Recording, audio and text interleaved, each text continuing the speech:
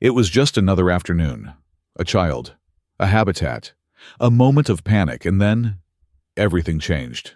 The world didn't stop. But something in the internet's collective mind did. That day in 2016, deep inside a zoo enclosure in Ohio, a western lowland gorilla named Harambe made his way into history. Not through years of study or decades of documentaries, but through one viral moment that nobody could explain, and everybody seemed to feel. And suddenly, we weren't just looking at an animal.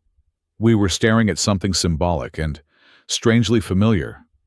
I still remember the first time I saw the clip. There was confusion, screaming, tension, and then silence.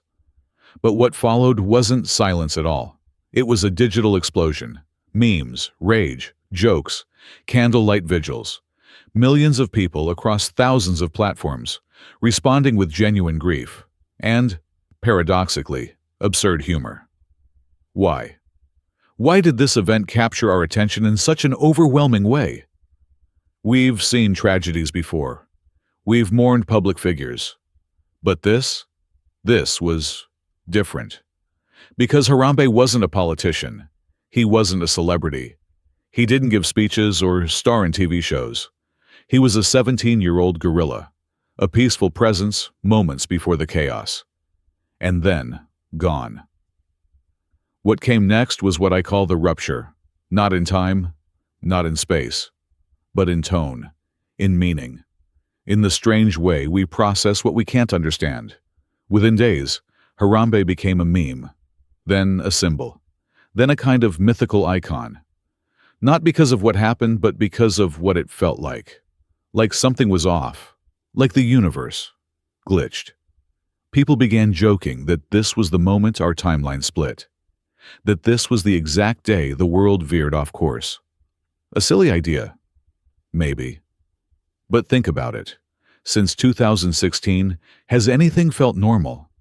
Politics got stranger. Pop culture became parody. Reality itself began to bend under the weight of irony, outrage, and contradiction. The world feels faster, louder, more absurd. And every time something truly insane happens, someone, somewhere, will whisper, "This all started with Harambe." So what if they're right? What if this wasn't just a tragic incident? What if it was a cultural pressure valve, releasing everything we had pent up? The confusion, the sadness, the rage, the disillusionment. Harambe became the mirror we didn't want to look into. The reflection of a world that didn't know how to grieve, that didn't know how to process. That turned pain into performance. Because that's the only language we had left. And maybe that's why so many people, especially young men, said they would never fight this gorilla. That they would die for him. That he deserved better than what we gave him. It wasn't just about Harambe. It was about something we lost that day. Something innocent. Something unspoken. Something real. After the news faded, after the debates cooled down, Harambe didn't vanish.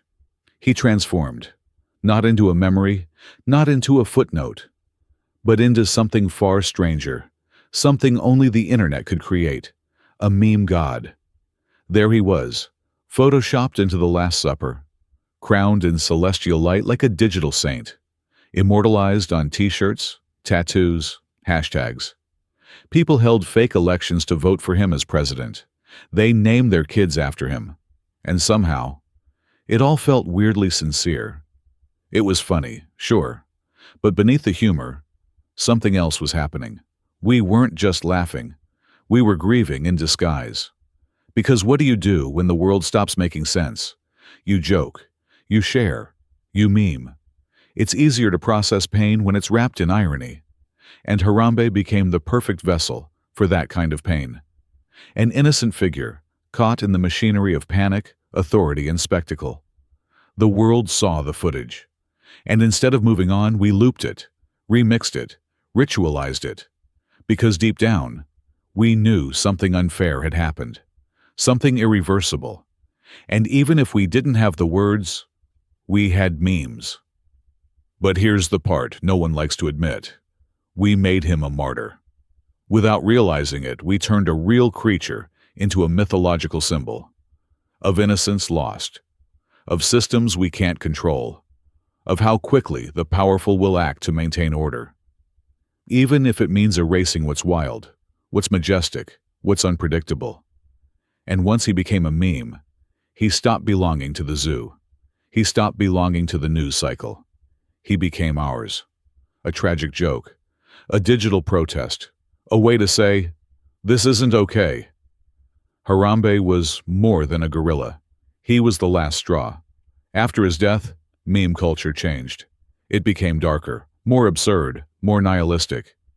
We joked about clown world, about simulation theory, about how nothing made sense anymore.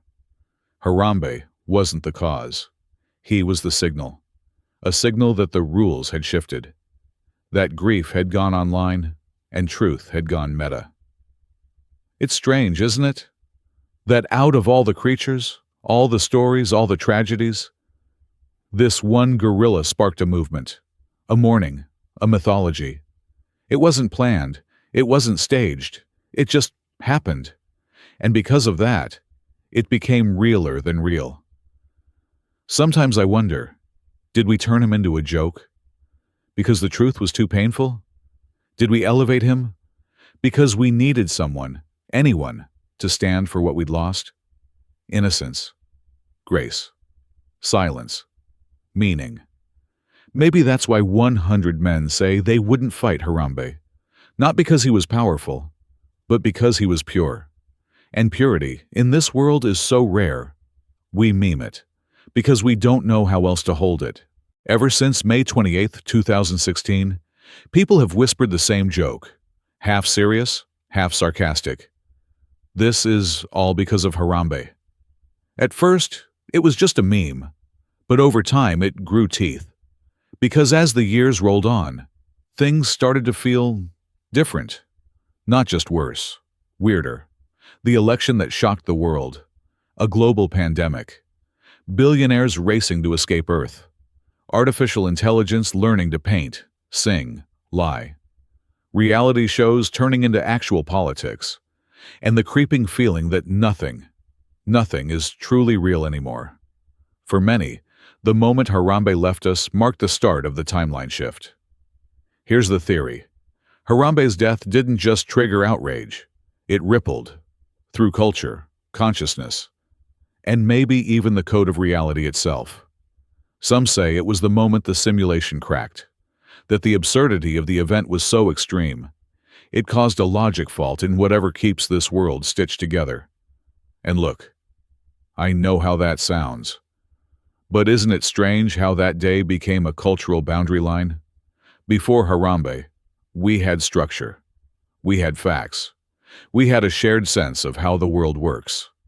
After Harambe, we entered the era of contradictions, where jokes carry more truth than headlines, where irony replaced sincerity, where people pretend not to care because caring feels dangerous.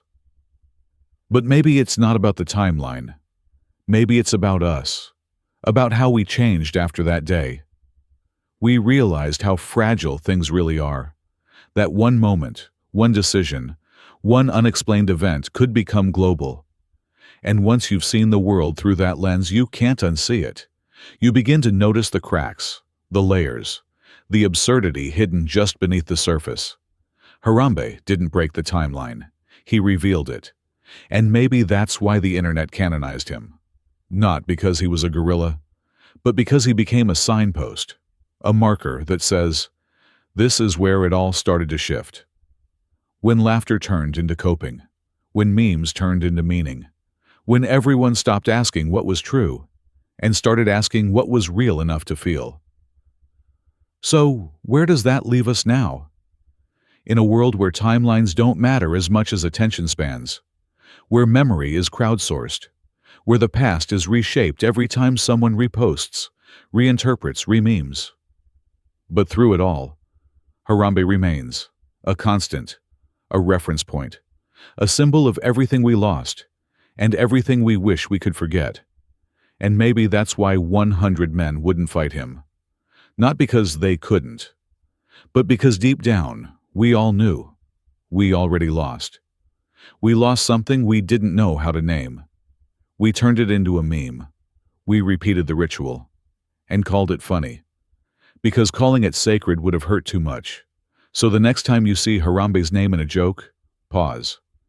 Because you're not laughing at a gorilla. You're mourning a moment. The moment we crossed into something else and never looked back.